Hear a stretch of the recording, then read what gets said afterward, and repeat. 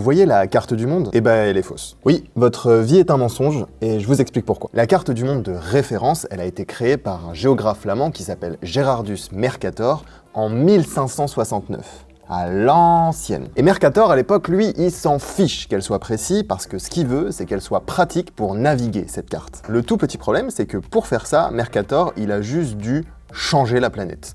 Carrément. Parce que ouais, transposer la Terre, une boule, sur une carte plate, tout en conservant les repères de navigation ultra importants que sont les méridiens et les parallèles, et bah ça a pour effet de déformer les choses. Donc en gros, sa carte, elle est exacte en ce qui concerne les angles de navigation entre les terres. Par contre, les tailles, bah, elles sont fausses. Tout ce qui se trouve proche du pôle Nord est agrandi, genre le Groenland, et tout ce qui se trouve au milieu, proche de l'équateur, comme l'Amérique du Sud ou l'Afrique, est rétréci. Là, je vous mets une carte réelle des continents qui a été réalisée en 2018, et juste après, je vous mets la carte de Mercator.